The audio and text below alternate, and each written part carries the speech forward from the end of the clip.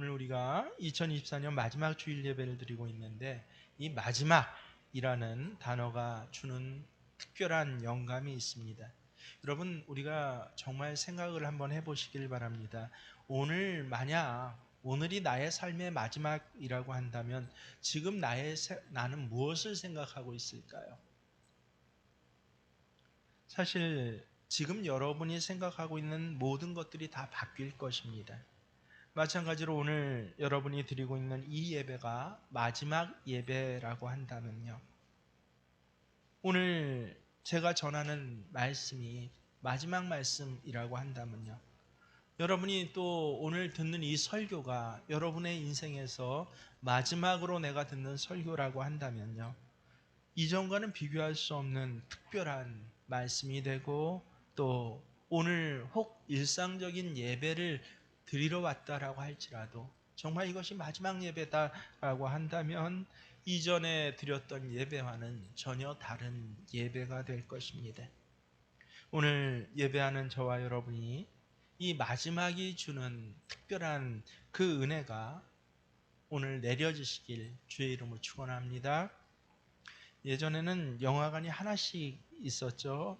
지금은 멀티플렉스라고 해서 극장 하나에서 뭐 1관, 2관, 3관, 4관, 심지어 제8관까지 있는 그런 영화관도 있어서 다른 영화를 함께 상영을 합니다. 하지만 옛날에는 단관 극장이라고 영화관에 하나에서 한 영화관에선 오직 그 한 영화만 상영했습니다. 지금은 미리 스마트폰으로 다 예매를 하지만 그 당시에 영화를 보려면요, 어김없이 누구라도 줄을 서야 했습니다. 줄을 서서 그래서 표를 그 매표소를 그 시간대에 가서 그 사서 그래서 이 영화를 볼 수 있었습니다. 그래서 그 줄이 얼마나 많은지요. 이 종로 상가에 가면 단성사라는 참 큰 유명한 영화관이 있는데요. 이 제가 기억하는 바엔 저녁 뉴스에 나왔어요. 좋은 영화가 들어오면요, 야, 오늘 단성사줄이 어디까지, 종로 3가인데 야, 저기 종로 4가까지 줄이 쫙 서져 있었다라고, 그게 뉴스거리로 나올 정도로 그런 시대였습니다. 그렇게 이 단관극장에 예전에 한 영화가 개봉이 됐는데, 여러분이 잘 아시는 영화예요. 식스센스라는 영화인데요, 이 영화의 마지막 결말에 엄청난 반전이 있어서, 그래서 전 세계적으로 그 마지막 결말의 반전 때문에 이 영화가 이 많은 사람들에게 감동을 주고 인기를 끌었습니다.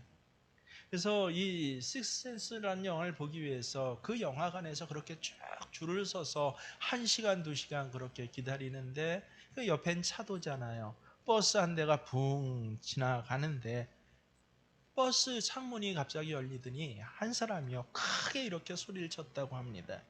브루스 윌리스가 유령이다 라고요. 영화를 보신 분들은 아십니다.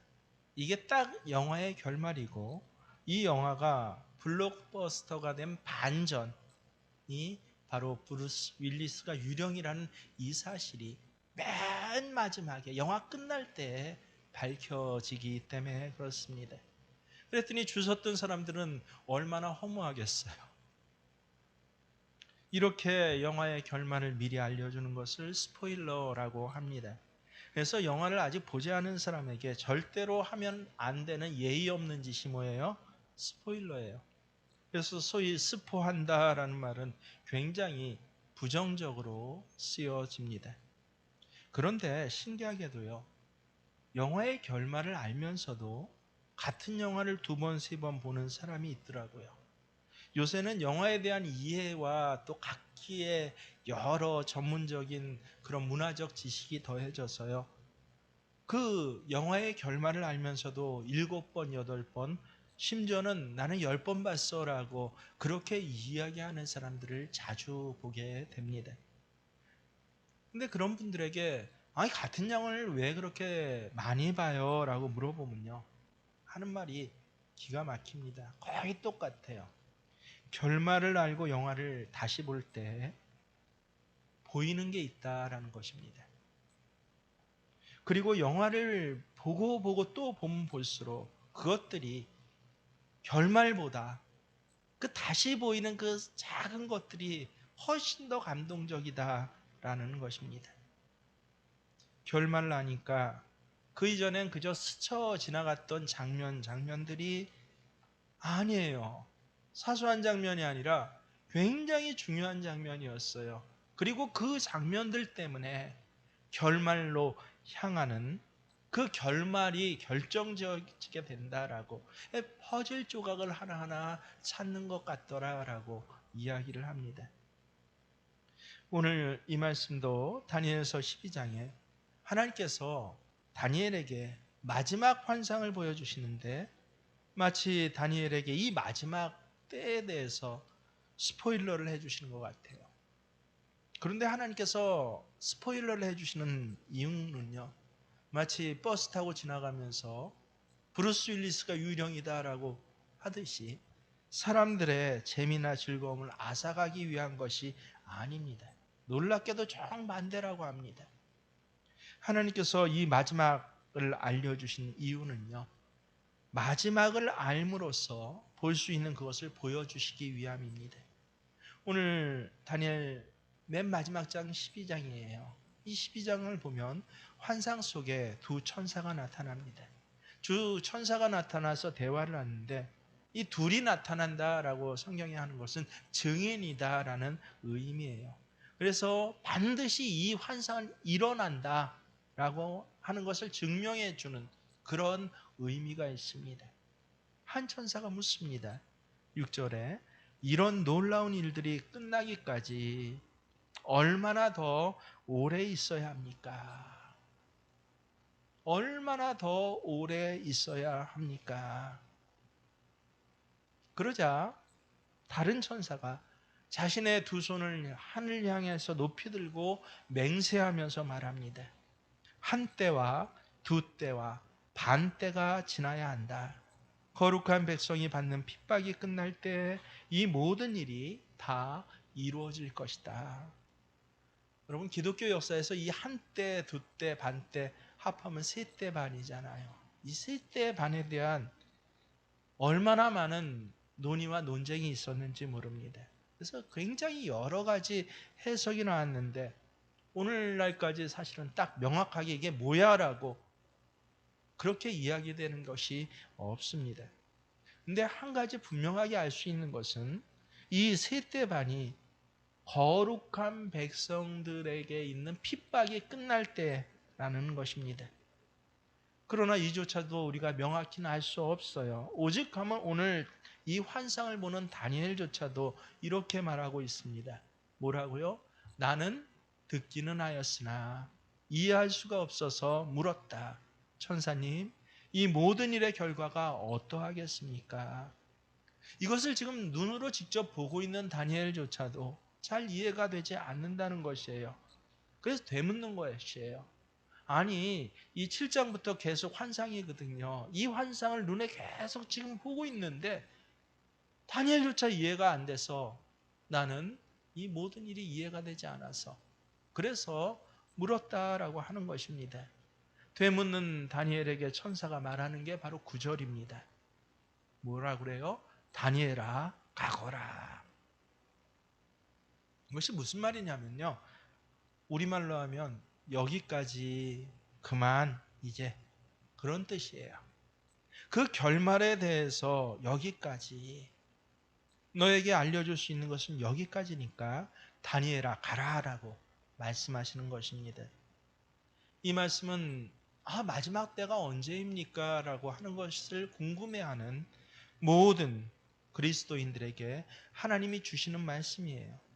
우리는 정말 마지막 때가 궁금하죠. 다니엘과 같아요. 정말 우리에게 가장 궁금한 것은 무엇입니까? 예수님이 몇 년, 몇 월, 며칠에 재림하십니까? 라는 문제 아닙니까? 언제일까? 과연 그때가 언제일까?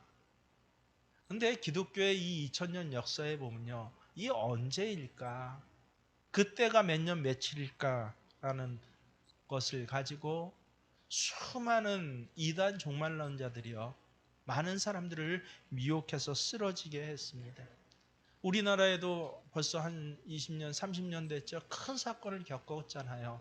이 다미 선교회라고 하는데 이장님이라는 사람이 1992년 10월 28일 날 예수님 재림한다라고 해서, 그래서 공중파 KBS, MBC 방송까지 정말 예수님이 재림하는지 그렇게 한 두세 시간을 갖다가 생중계를 해준 적이 있어요.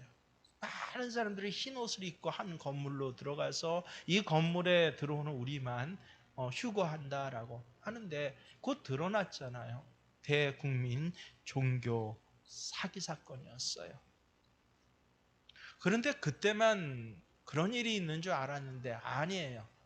요새도요, 여러분, 뭐 예를 들어 유튜브 같은 데 보면요, 여전히 시한부 종말론을 주장하면서 많은 사람들을 미혹하려고 하고, 또 그 조회수가 10,000건, 20,000건이 돼요. 시청자 수가. 평소에 그렇게 많다는 것입니다. 한마디로 그 많은 사람들이 미혹되고 있다라고 하는 것입니다. 하지만 오늘 분명히 아십시오. 하나님께서 우리에게 때에 대해서 말씀하시는 것은요, 이 마지막 때가 언제인 줄 알려주시려고 얘기하는 것이 아닙니다. 오늘 말씀에도 11절 12절에 보면 1290일, 1335일 같은 숫자가 나타나지만 이 숫자도 명확하게 이게 뭐다라고 해석을 아무도 못하고 있어요. 하나님께서 아예 의미 없이 이런 숫자를 말씀해 주시는 것은 아닐 것이지만, 근데 중요한 것은 무엇입니까? 굳이 이 숫자의 의미가 무엇인지를 특별히 종말과 관계선 하나님 어디에서도 알려주시지 않는다라고 하는 것입니다. 존 칼빈은 성경에 대해서 말할 때 기가 막힌 말을 했습니다. 성경이 가는 곳까지 가고 성경이 멈추는 곳에서 멈추라라고 말했습니다. 마지막 때에 대해서도 마찬가지예요. 성경을 통해서 하나님이 나타내시는 부분까지만 우리가 알면 된다라고 하는 것입니다. 마지막 때도 하나님께서 천사를 통해서 다니엘에게 뭐라고 그래요? 다니엘아 가라 했다는 것, 딱 거기까지만 알면 된다는 것입니다. 예수님께서도 이 마지막 때에 대해서 이렇게 말씀하셨어요. 마태복음 24장 36절에 보면요, 그날과 그 시각은 아무도 모른다. 하늘의 천사도 모르고 아들도 모르고 오직 아버지만 아신다. 그러면 이런 질문이 듭니다. 아니 이렇게 다 알려주시지도 않을 거면서 왜 이렇게 다니엘에게 마지막 환상을 보여주시나요? 그것이 바로 오늘 말씀 12절 13절에 보면 그 이유가 아주 분명하게 나타나 있습니다. 함께 읽습니다. 시작. 기다리면서 참는 사람은 복이 있을 것이다. 너 다니엘아, 너는 끝까지 신실하라. 너는 죽겠지만 그 끝날에는 내가 일어나서 내게 돌아올 보상을 받을 것이다. 이거예요. 왜 이 마지막 때에 대한 환상을 굳이 보여주십니까? 이 마지막 때가 언제인지는 내가 알 수 없지만 마지막을 기다린 자로서, 또 이 마지막을 아는 자로서 끝까지 신실하게 살아가기를 원하셨다라고 하는 것입니다. 실제로 다니엘은 바벨론의 포로로 끌려갑니다.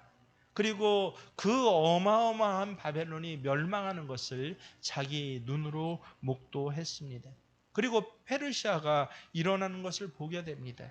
심지어는 이 페르시아란 나라의 중책으로 그 총리의 자리에서 일을 수행하게 됩니다. 그러니까 다니엘을 개인으로 보세요. 사실은 부족할 것이 없어요. 포로의 신분이었지만 지금 내 삶의 자리에는요, 누구와도 비교할 수 없는 부귀영화를 누릴 수 있는 자리에 있던 사람이 바로 다니엘입니다. 하지만 그 자리를 살아가면서 다니엘이 끝까지 놓지 않는 게 무엇이에요? 다니엘에게 가장 중요한 것은 바로 이스라엘, 하나님의 백성에 대한 것입니다.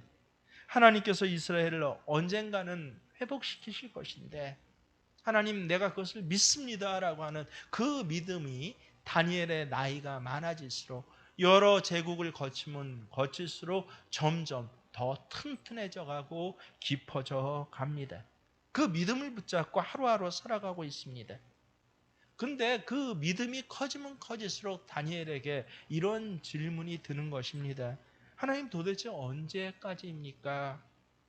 어째서요 하나님의 백성 이스라엘은 이 이방 나라의 지배 아래에서, 아니 바벨론이 멸망하면 이제 하나님의 백성들이 다시 살아날 줄 알았는데 아니에요. 메대란 나라가 들어섭니다. 뭐 나라에 대해서 정치에 대해서 잘 알지 못한 것도 아니에요. 다니엘은 최고의 지위에 계속 있었습니다. 나라가 어떻게 돌아가고 어떤 나라가 망해가는지 다 알고 있어요. 근데 이 메대란 나라가 또 망하고 나서는 페르시아란 나라가 다시 올라선 것입니다. 그럴 때 다니엘의 초점 뭐예요? 하나님의 백성은 언제 다시 일어납니까, 하나님? 이게 바로 다니엘의 초점이었습니다. 저는 도대체 이 땅에서 언제까지 또 얼마나 이렇게 하나님의 백성, 이 하나님의 나라를 붙잡고 살아야 합니까? 라고 하는 질문이 다니엘 인생의 최고의 일관된 질문이었던 것입니다. 그래서 그런 다니엘에게 이렇게 말씀하고 있는 것이에요. 그 옛날 느부갓네살 이 바벨론 왕의 때에 너는 출발을 어떻게 했어요? 뜻을 정하여 살았던 것처럼 비록 지금도 여전히 이방 나라의 지배 아래에 있지만 하나님께서는 그가 끝까지 신실하게 살게 하기 위해서 이 마지막 때에 대해서 말씀해 주고 계신 것입니다. 저는 오늘 여러분도 그렇다라고 생각합니다. 세상 세속적인 도시에 살아가는 거룩한 소수, 그것이 바로 우리 그리스도인들입니다. 우리에겐 당연히 이런 질문이 듭니다. 도대체 언제까지일까? 언제까지 이 악한 사람들이 판을 치는 세상에 살게 될까? 언제까지 이 악한 사람들이 잘 먹고 잘 사는 세상을 살아야 할까? 도대체 주님 언제까지입니까? 요새 인터넷에 올라오는 그 여러 글들을 유독 많이 보는데요. 네, 몇몇 사람들이 동일하게 똑같이 질문을 올리는 걸 보고 제가 그제 깜짝 놀랐습니다. 언제까지입니까? 예수 믿는 사람 아니에요. 아니 대통령 탄핵도 시켰는데 도대체 이렇게 더 어려워지고 힘들어지고 하는 것이 언제까지여야 합니까? 라고요. 계엄령 선포한 대통령 분명히 잘못했으니 탄핵하면 이제 좀 나아질 줄 알았는데 아니 훨씬 더 어렵고 뭐가 이렇게 복잡한지 뭐가 이렇게 힘든지 도대체 언제까지입니까? 그런데 오늘 주님께서 고민하고 있는 우리에게도 똑같이 말씀해 주세요. 다니엘을 통해서 이 마지막 때에 관해서 알려주고 계십니다. 결말을 아는 것, 우리가 이 정말 타락하고 어떻게 돌아가는지 모르는 이 세속적인 세상에서 거룩한 하나님의 사람으로 살기 위해서 가장 중요한 것이 마지막을 아는 일이다라고 하는 것입니다. 영화 보는 사람뿐만 아니라요. 그리스도인도 결말을 알게 되면 비로소 보이기 시작하는 것들이 있습니다. 그래서 그리스도인들은요. 오늘은 충성하되 마지막을 바라보며 소망을 가지고 사는 사람들. 그게 바로 그리스도인들입니다. 이 말씀을 보면 알 수 없는 것 투성이에요. 그래서 이 성서 중에서 제일 어려운 것이 무엇입니까? 라고 하면 사람들은 하나같이 계시록이라고 합니다. 근데 성경을 좀 더 많이 공부하는 사람들은 요한계시록보다 더 어려운 것이 다니엘서라고 합니다. 도무지 1, 2장의 그 재밌는 사건들, 사자굴 사건, 풀무불 사건, 이 유치원 아이도 알 수 있는 재밌는 사건들만 나올 줄 알았더니 3장, 4장 넘어가니까 도무지 이게 무슨 말씀인지 모르는 말씀들, 환상들이 오늘날까지 아무도 해석하지 못하는 그 환상들이 계속 마지막 날의 환상들이 나오는데 그래서 이해할 수 없는 것 투성이지만 분명하게 알 수 있는 한 가지를 말씀해 주시는데 그게 10절 말씀이에요. 분명하게 알 수 있는 건 뭐예요? 마지막을 보는 사람들이 알 수 있는 것. 많은 사람이 깨끗해질 것이다. 그러나 악한 사람들은 이해하지 못하고 계속 악해질 것이다. 지혜 있는 사람들만이 이해할 것이다. 여러분, 마지막 때에는요, 분명하게 뭐라고 해요? 많은 사람들이 점점 진행형이에요. 깨끗해져요. 점점 깨끗해져요. 근데 이와 반대로 악한 사람들은요, 점점 악해집니다. 왜 그럴까요? 아주 간단해요. 마지막이 있다는 것을 알지 못하기 때문에, 마지막의 때를 믿지 못하기 때문에 그렇습니다. 마지막이 있다라고 하는 것을 안다면 그렇게 악해질 수가 있을까요? 아니요. 모르기 때문이에요. 벌써 한 20년, 30년 정도 지난 일이었는데, 제가 대학원 다닐 때니까요. 결혼도 하기 전에. 그때 어린 시절 신앙생활을 처음 같이 시작했던 그런 친구를 만난 적이 있습니다. 뭐 그때도 한 몇 년 만에, 한 5년, 6년 만에 그렇게 사실은 만난 거예요. 그 친구를 만났는데 정말 깜짝 놀랐습니다. 왜냐하면 그 친구가 소위 그 당시 기준으로 향락에 찌들어 살고 있었거든요.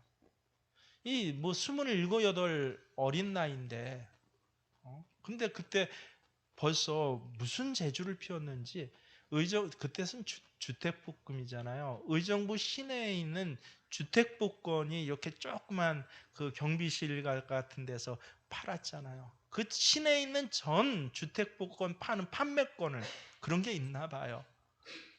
좀 싸움하고 또 그쪽하고도 관계된 친구였는데, 이 판매권을 다 소유하고 있어서 매주 자기에게 돌아오는 돈이 이렇게나 많아 하고 그렇게 저한테 자랑을 하는 것입니다.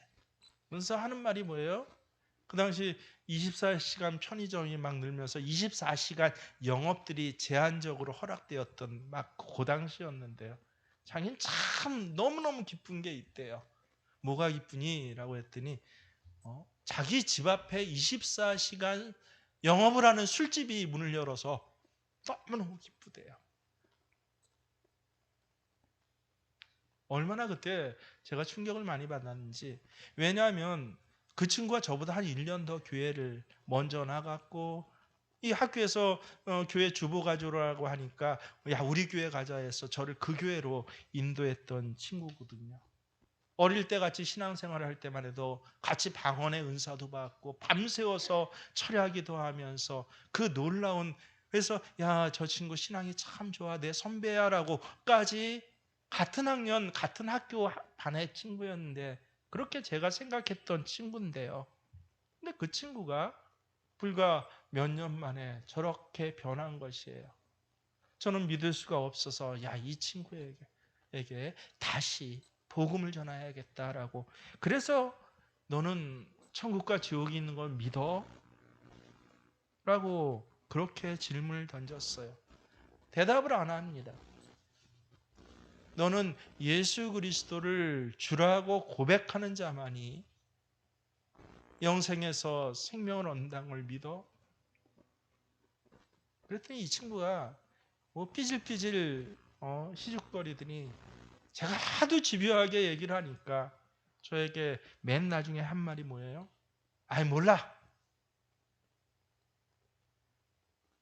짜증을 내더라고요. 그래서 더 이상 이야기를 할 수 없었어요. 근데 이 친구가 맨 나중에 했던 말, 아이, 몰라. 아, 몰라서 그렇구나. 몰라서 그래요.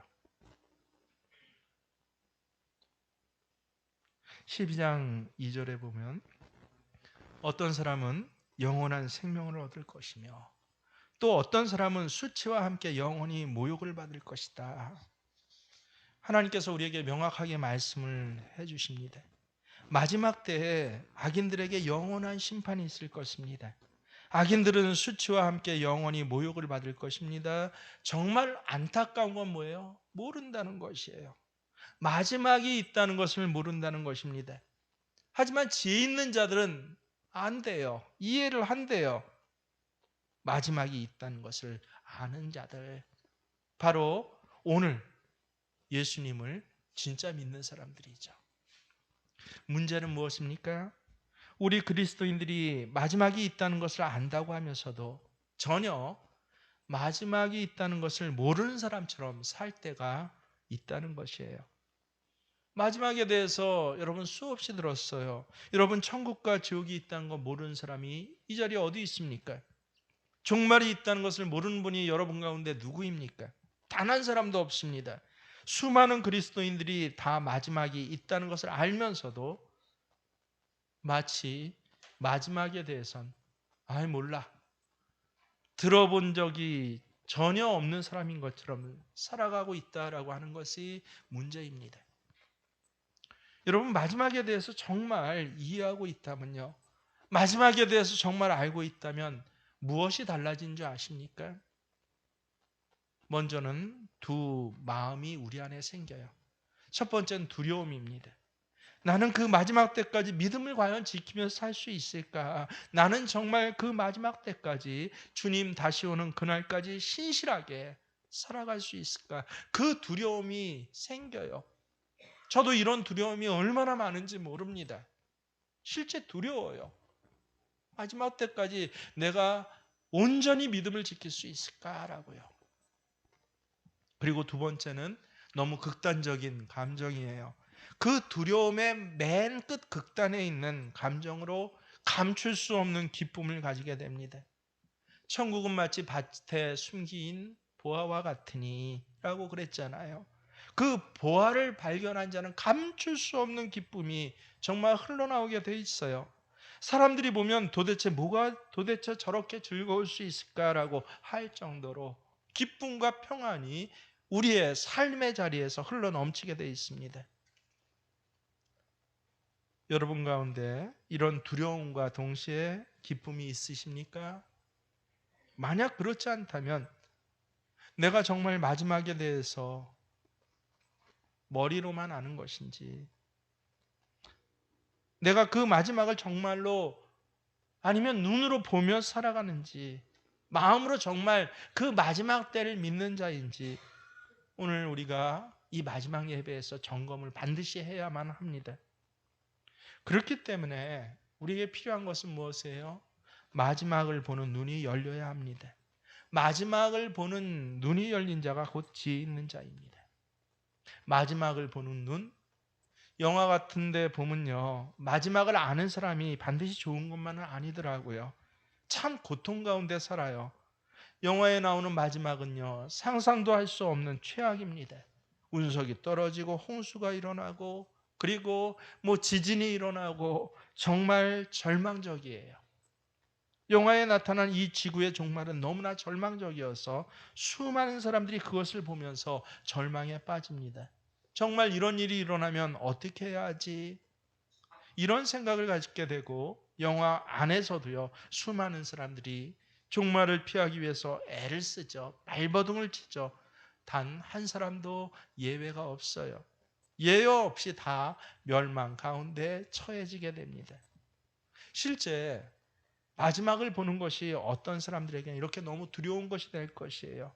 왜냐하면 내 자신이 여전히 죄 가운데 살고 있기 때문에, 오늘 내가 죄 가운데 살고 있기 때문에, 오늘이 마지막이란 말을 심각하게 여러분 받아들이시면요, 오늘은 아니었으면 좋겠다,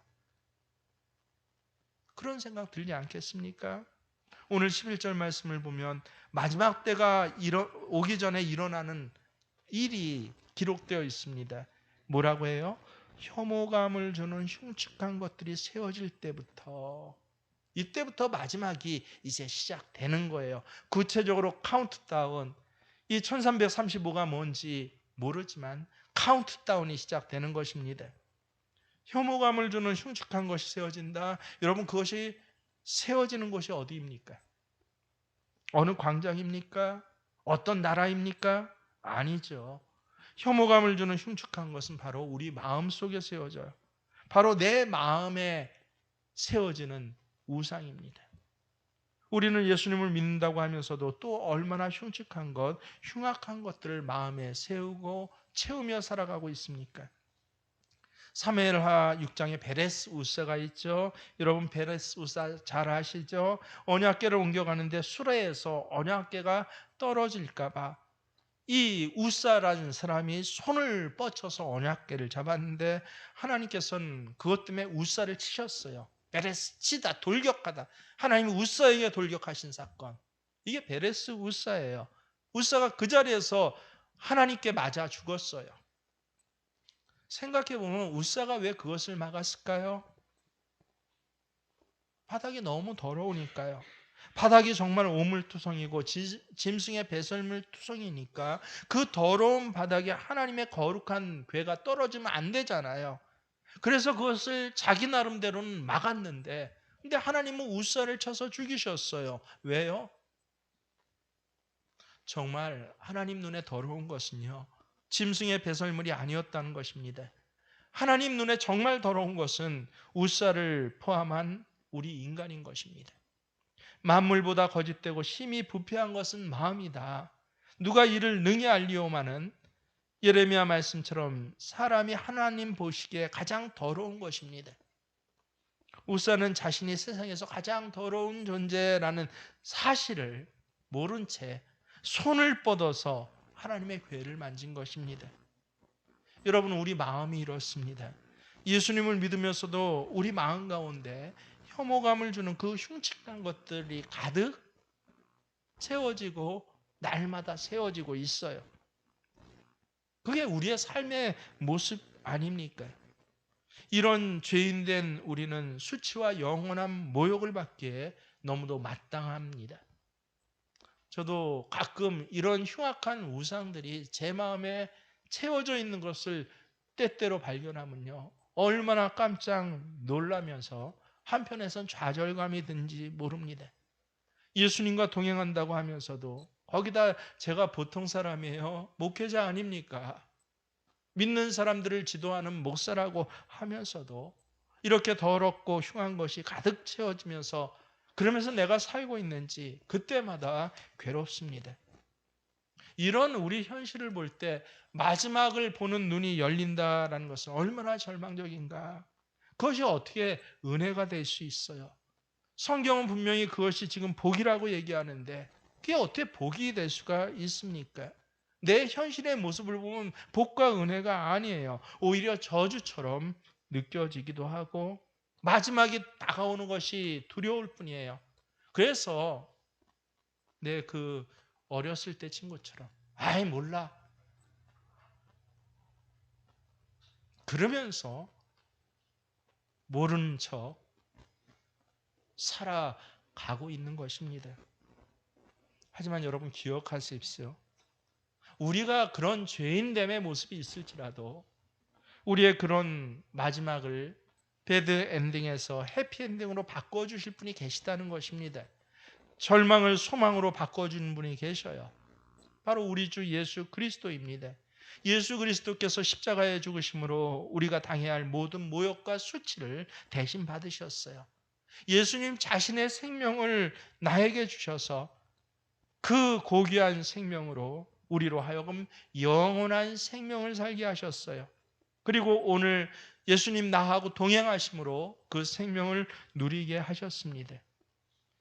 때때로 우리 마음속에 혐오감을 주는 흉측한 것들이 세워졌고 가득 채워져 있는데도 그런데도 그 더러운 마음에 찾아오셔서 그 모든 흉측한 우상들을 깨부시고 그때 다시 예수님의 피로 예수 그리스도의 보혈로 우리를 깨끗하게 하셨습니다.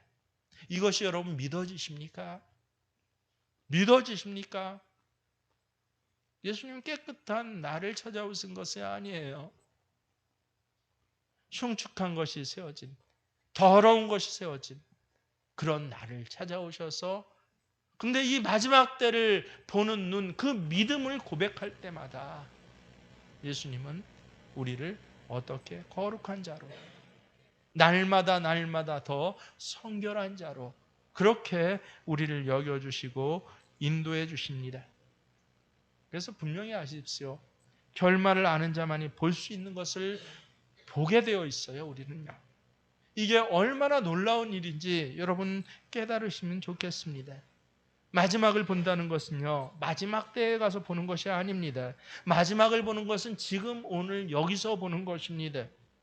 오늘은 살지만 마지막을 보는 것처럼 산다면 우리 안에 얼마나 놀라운 일이 생겨난지 모릅니다. 진짜 우리가 오늘 마지막 날이다라고 생각만 가져도 그 모든 생각이 더 바뀌게 되지 않습니까?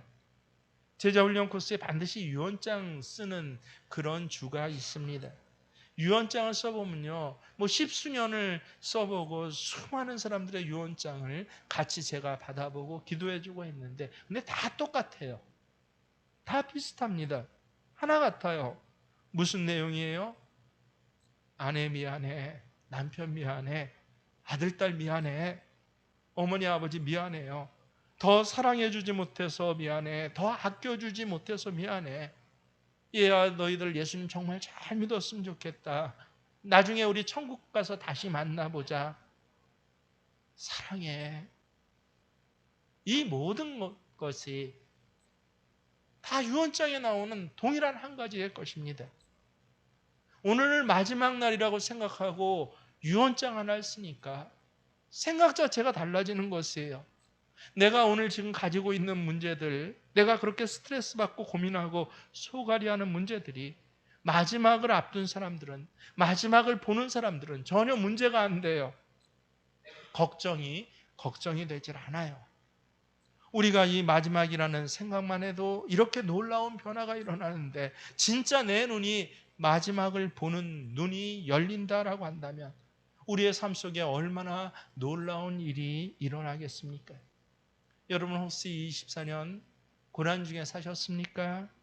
그 누구에게도 말 못할 고민 중에 문제 가운데 계십니까? 여전히 기도했는데도 주여 언제입니까? 라고 그렇게 외칠 만큼, 그렇게 가슴에 절절히 남아있는, 이것 아니면 내가 도무지 행복해지지 않겠다라고 하는 그런 문제에 휩싸여서 살고 계십니까? 아니에요. 오늘 그렇게 묻는 여러분이 정말 하나님 앞에 있다면 하나님 말씀해 주세요. 다니엘아, 너는 가라. 내 이름이 거기에 들어 있습니다. 마지막을 보며 사는 것이 복이요. 마지막을 보며 사는 사람에게 맨 마지막 전에 뭐라고 그래요? 내 몫을 누릴 것입니다. 그 하나님이 우리에게 허락해 주신 목이 있어요. 어떤 사람들은 그 몫을 오늘 대표 중보기도자가 그랬잖아요. 1년 동안 시간을 주셨는데, 건강을 주셨는데, 물질을 주셨는데 그 몫을 헛되게 썼습니다라고 한 자가 있지 않습니까? 우리는 하나님 주신 목도 헛되게 써요. 근데 놀랍게도 이 마지막을 보면 하나님 주신 목을 어떻게 해요? 누린다. 누린다. 노년의 삶의 복을 어떤 사람은 늙어서 처량하고 초라하고 힘이 없고 점점 후패해져 가는데, 근데 어떤 사람은요 복을 누려요. 그 몫을 20대에는 20대의 몫을 누리고요, 30대는 30대의 몫을, 엄마가 돼서는 엄마의 몫을 누려요. 엄마는 고생만 하는 게 아닙니다. 희생만 하는 게 아니에요. 50대 60대 환갑이 되면 환갑의 복을 어떤 사람은 누리는데, 어떤 사람은 어때요? 점점, 오늘 말씀대로 하면 점점 더 악해져 가요. 점점 더 악해져 가요. 마지막을 보는 눈은 오로지 뭐예요? 믿음입니다. 이 죄인인 나에게도 오늘 내가 주님 앞에 겸손하게 엎드릴 때 찾아오셔서, 그래서 나를 거룩하게 하다고 인정해 주시고 내 눈을 열어서 마지막을 보게 해 주십니다라고 하는 이 놀라운 복이 오늘 마지막 예배에 누려지면서 이제 2025년 계속 또 내 삶에 이 땅에 살아가는 모든 자리 동안에 누려지시는 저와 여러분이 되시길 주의 이름으로 축원합니다.